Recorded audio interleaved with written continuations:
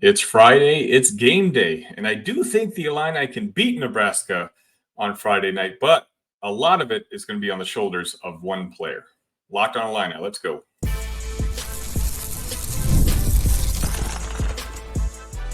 You are Locked on Illini, your daily podcast on the Illinois Fighting Illini, part of the Locked On Podcast Network, your team every day.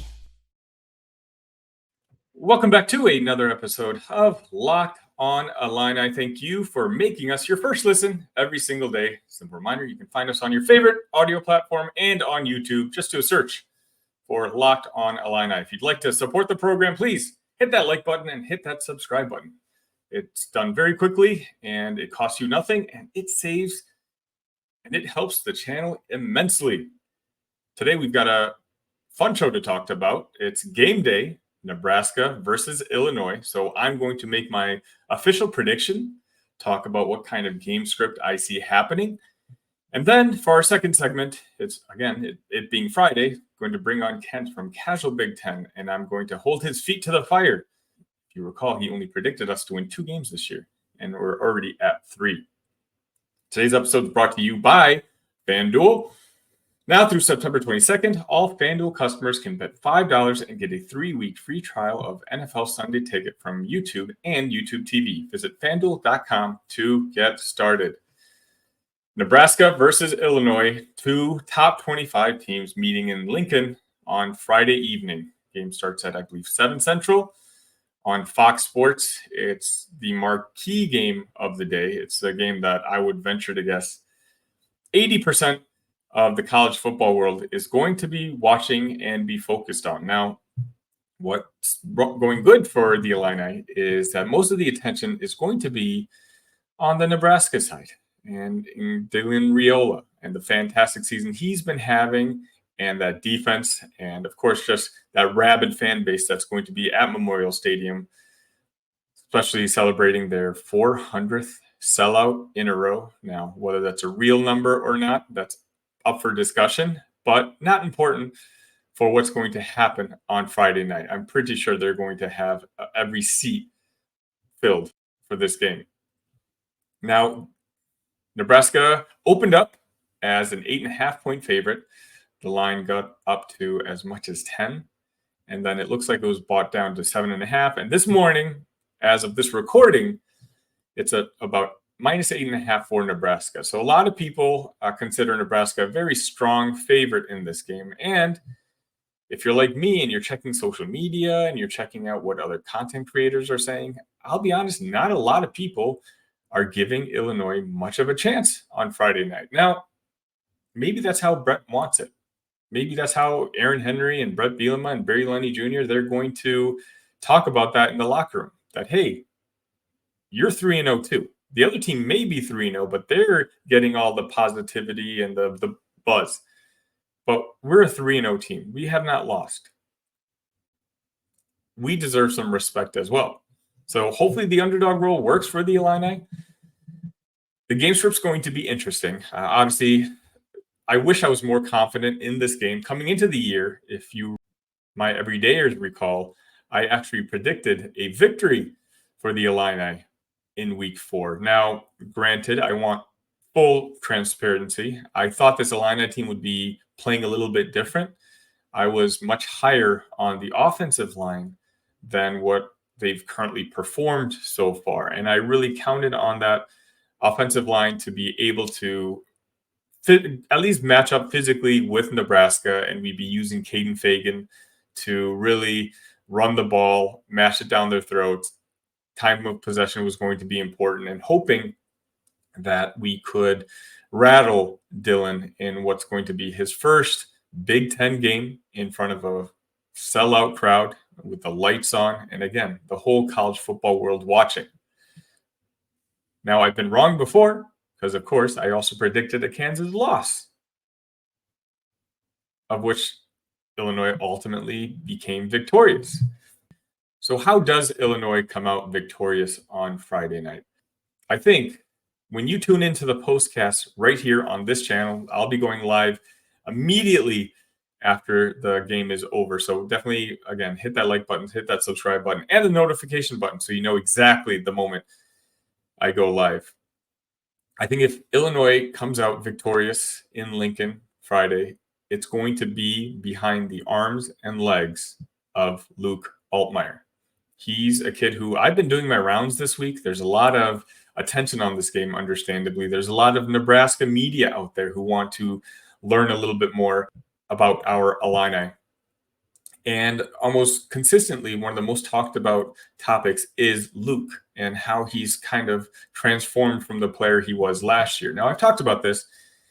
I think the perception on Luke nationally was a little lower than it was amongst Illinois fans. But it does seem that everyone else is starting to catch up on just how talented of a quarterback Luke Altmyer is. And as I said, I think he's going to be the key to victory against Nebraska. Nebraska's defense is legit. And I'm not going to lie, I'm genuinely very worried about the chance of a blowout on Friday night. In particular, if Nebraska gets up early. I think if they go up 10-0, that stadium is going to be jumping.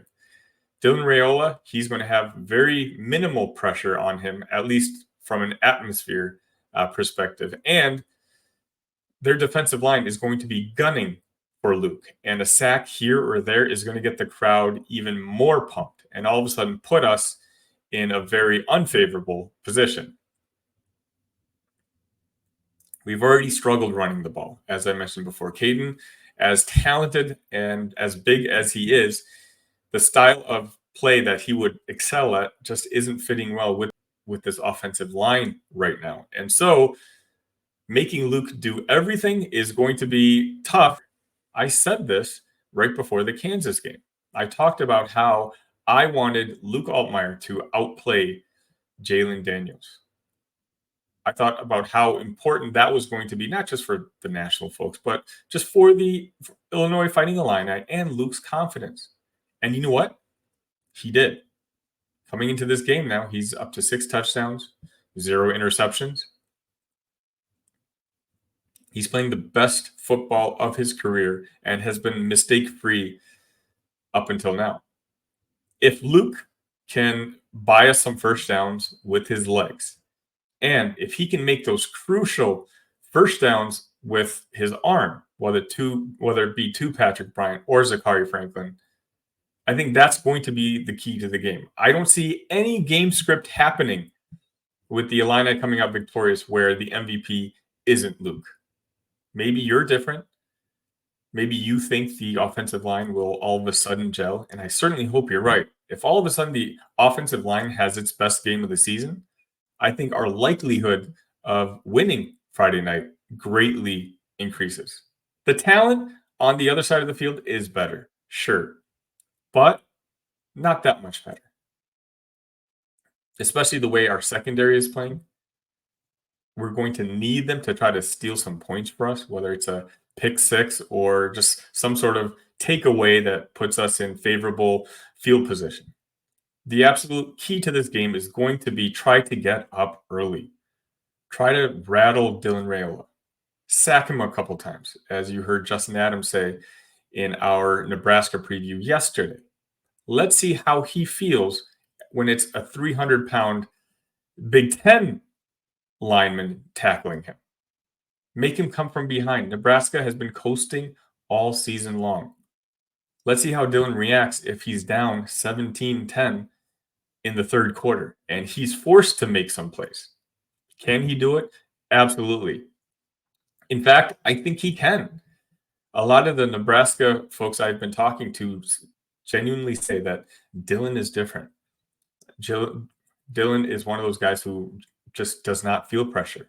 And he's one of those young guys who, because he's surrounded by quarterbacks, I mean, I believe his godfather's Matthew Stafford, that he knows how to play the position and he has a calmness that a normal 18-year-old just shouldn't have. But make him show that to you. If he excels, if he performs better than he should, then granted, tip your hat to him. Good for the kid. Good for Nebraska. But you need to see. You need to put him in that challenging position. Dylan Raiola is one of the most talented quarterbacks that have come out of the high school ranks in a very long time. There's a reason his recruitment was such a big story over the offseason. Friday night could be the first chapter to showing just how special he is. Or it could be the story of an 18-year-old who has played 3 flawless games thus far, facing some sort of adversity, which would be no bad mark on Dylan Raiola. That's an expectation. It happens. Nobody has great games every single game. Now, ultimately, again, I don't think the Illini are going to come out victorious on Friday night just simply based on their strengths versus our weaknesses, in particular that offensive line.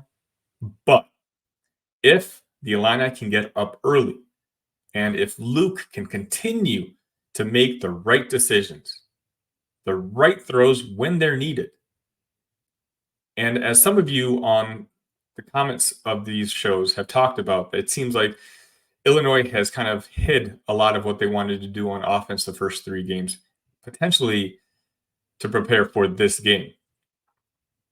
None of the first 3 defenses we face come close to the one we're about to face off against Friday night. And if that's the case, and Barry Lunny Jr. calls a good game, then I think there is a chance.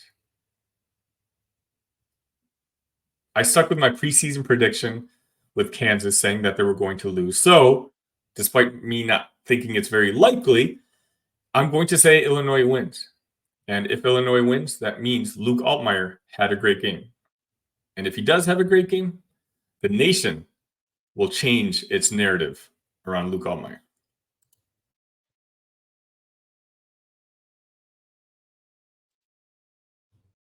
You've heard us talk a lot about FanDuel, America's #1 sportsbook. Well, we have something a little different for you. Now, through September 22nd, all FanDuel customers can bet $5 and get a 3-week free trial of NFL Sunday Ticket from YouTube and YouTube TV. Then, with a YouTube TV base plan, you'll be able to watch every regular season Sunday afternoon out of market game. All you need is a Google account and a current form of payment, and you can cancel anytime. Just visit FanDuel.com and download America's #1 sportsbook. All right, it's Friday, and usually I have a guest on Friday, Kent from Casual Big Ten. I wasn't sure if he would show his face this week, considering the bold predictions he made in the preseason, but like a man, here he is.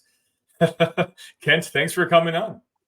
Hey, Sonny, thanks for having me, man. And I just want to say that I've responded to a few people on Twitter with this. I am always the first one to put my hand up when I'm wrong about something. I don't mind being wrong. And I'm actually glad I'm here to explain myself today. So let's get into this, man. I'm excited. Yeah, let's talk about it. And for those of you who are possibly tuning in for the first time or who are not familiar with Kent's prediction, in the preseason, Kent had Illinois winning 2 games, and those 2 games were Eastern Illinois and Central Michigan. So he essentially had us losing Kansas and going 0-4 once the Big Ten schedule started. So winning 2 games and now being at 3 games into the season tells me your prediction was wrong. Kent, I'm curious, what did you see in the preseason that made you project out only 2 wins? And what's the difference now? What's your opinion on this team? Where do you think you were mostly wrong? Okay, well, I want to lead with the fact that, what you just said. I actually got 2 of the 3 games correct so far. I said you guys were going to win those 2 games, and you did, right? Fair. So far, I'm 66% shooting, right? Mm-hmm. No? So no, I'll give it to you. But I was afraid of this, and I wanted to acknowledge that in this segment as well. 4 of the Illini's next 5 games are against ranked opponents and really, really good teams. But I didn't want to see you turn around and be like, see, I was right about Illinois. No. I'm not going to do that. It's going to be one of those. Yeah. So I just want to get that out in the open. Yes. No, absolutely. I think that, obviously I was wrong. I said 2 wins and you already got 3. I think there's a combination of things. In my personal defense, I think that Kansas was a little bit worse than what people thought they were going into the season.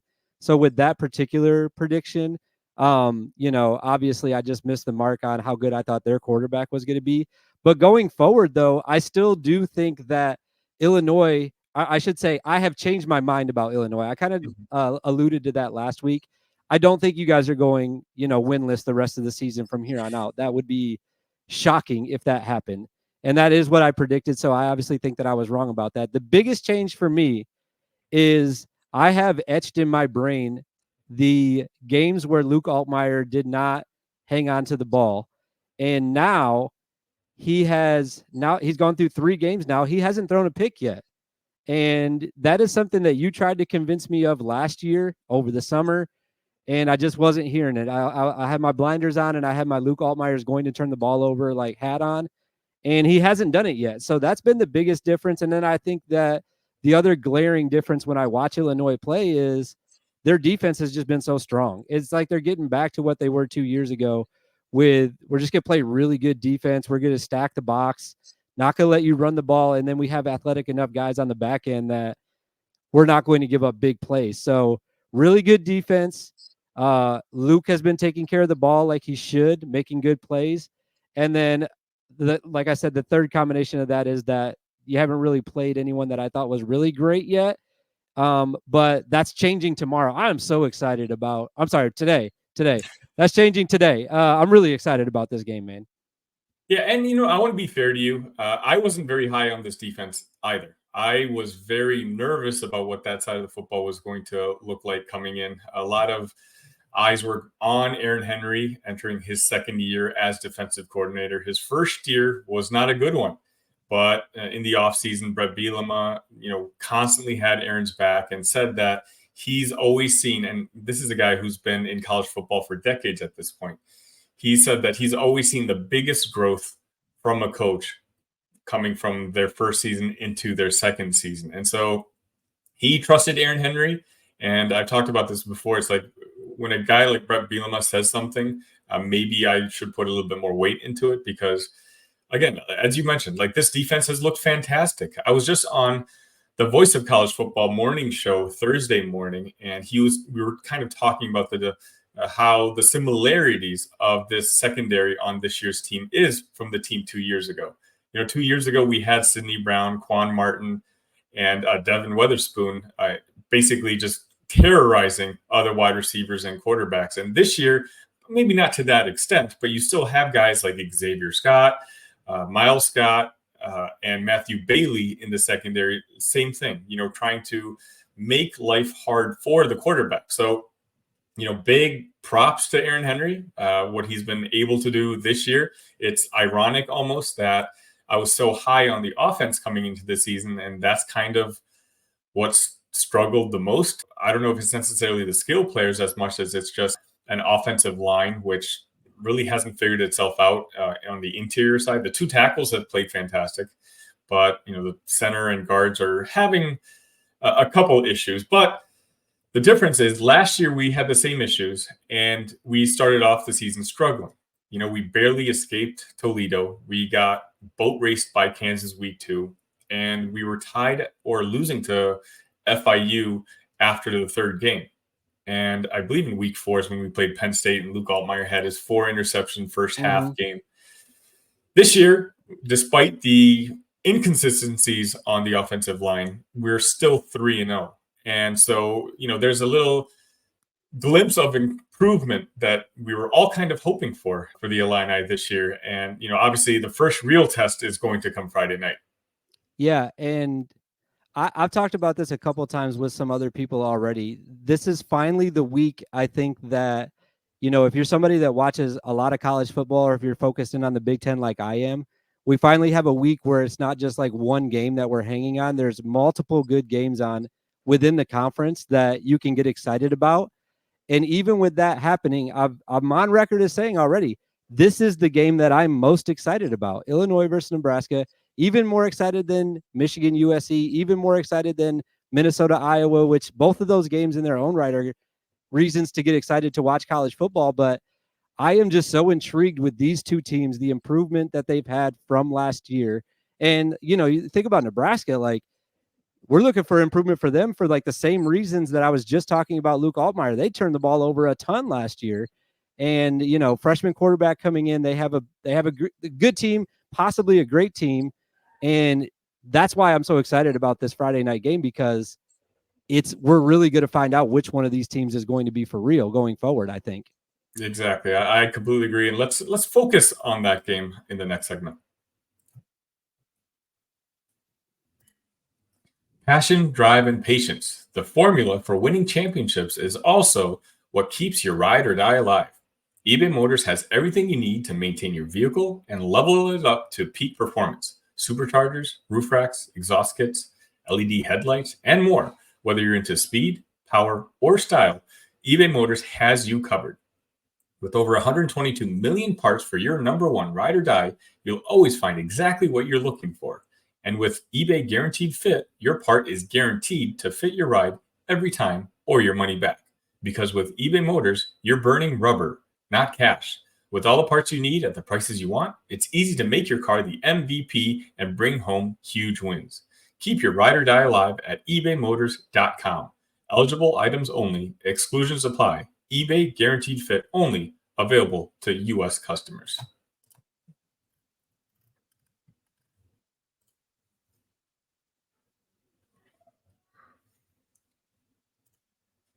All right, Kent.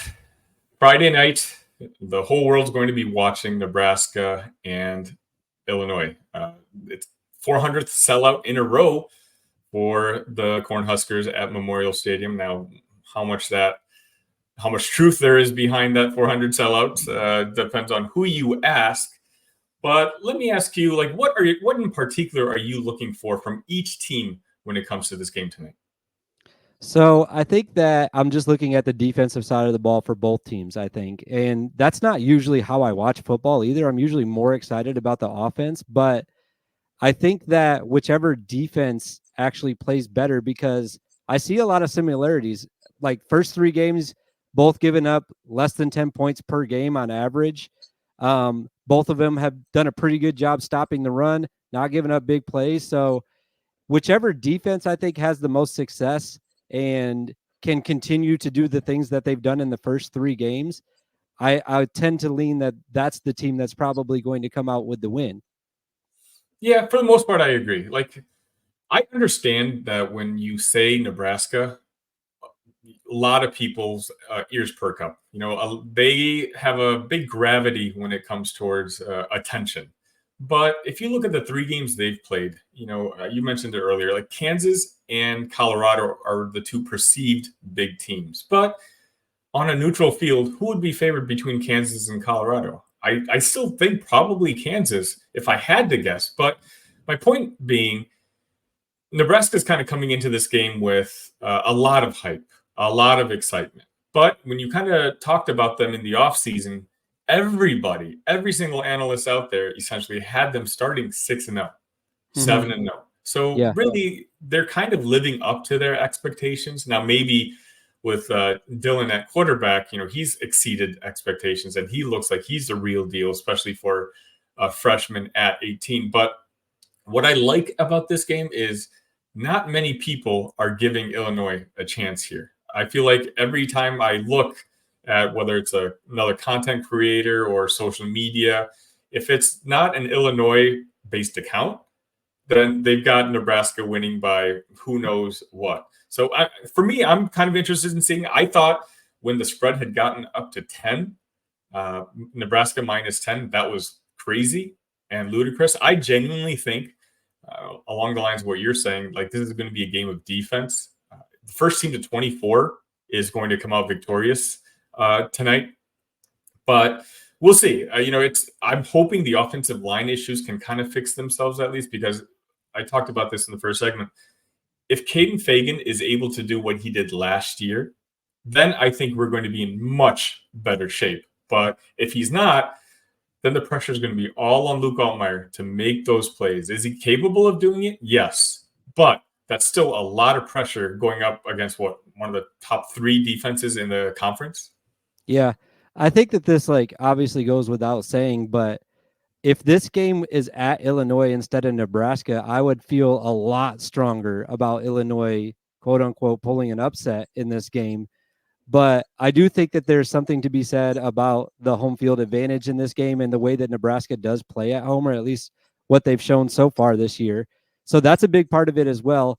And I will go back a couple beats. I think that you're right. Kansas might be favored against Colorado, but I will give Nebraska the edge on shutting down that offense, because Colorado's offense, I think, has looked better than what Kansas's offense has looked. So, yeah, you guys shut down Kansas. They shut down Colorado. I just say that's a little bit more impressive because of what their, offense was before they entered that Nebraska game. It's going to be really fun, though, man. Like, I just feel like, I'm with you. I agree that no one's giving them a chance. I did pick Nebraska on my pick show yesterday. I picked them to cover, and I just felt like we were kind of going down the same road of, I'm definitely not comparing Illinois and Colorado, but the line is basically the same when we recorded yesterday. I think it was 7.5. And I was like, man, this might be another spot where like it's going to be closer than the Colorado game for sure, but it could be a spot where like they go up by 2 touchdowns at the very end. Like it's a close game the whole time, and they get a garbage time touchdown and might win by 14. But I'm right with you though, man. If I'm an Illinois fan, I wouldn't want anybody to pick us. I would want to go in like as the underdogs, like nothing to lose, and go steal a win. It's completely possible, and I'm not saying that it's not going to happen, but my prediction is Nebraska though. But to circle back on that second segment, you did make a declaration to repent for your sins to Illinois fans. I'm going to let you know, if Illinois wins this game on Friday night, what happens? So I will be purchasing I almost forgot it. I almost said Dylan Raiola because I was thinking about the quarterback. I'll be purchasing a Luke Altmyer jersey on Friday night immediately after the game. If Illinois pulls out the victory, I will send the screenshot of the purchase after it goes through. And I also agreed that I would wear it during any time that Illinois is playing for the remainder of the season. So the next 8 games, or more, like a bowl game as well. Yeah, or the college football playoff. Come on. College football playoff. We're not giving up hope here, Kent. Yeah. Again, follow Kent at Casual Big 10. Kent, you got anything going on your channel this week? Just doing some video game stuff, and did the Bet Big. We're only doing like one show every week, and it's the Bet Big episode. So come check that out. And just having fun tweeting about football over the weekends, man. It's been a really fun start to the season, and I'm enjoying getting some content out there for people to share, I guess. All right, Kent. We'll see you next week. Bye. And that's going to wrap it up for today's edition of Locked On Illini. Big game tonight. Illinois versus Nebraska. If you're not making it to Lincoln, if you're not going to be a part of that sellout crowd for the 400th time, make sure to find me at my other YouTube channel, The Big Ten Show. Myself and Justin Adams, who's been a frequent guest on the show, a big Nebraska fan, will be hosting a watch party. Am I going to be upset? Is he going to get upset? It's going to be fun. The chat's going to be fun. We're going to have some special guests on periodically through the game. And immediately after the game, you can find me right back here on Locked On Illini. I'll be doing a postcast, hopefully in a very good mood, and we can talk about what went right. But if we lose, we'll talk about what kind of things went wrong. Either way, please hit a like button, hit the subscribe button on this channel. Again, it helps me immensely. Good luck to the Illini tonight, and I will see you immediately afterwards. ILL. Love you guys.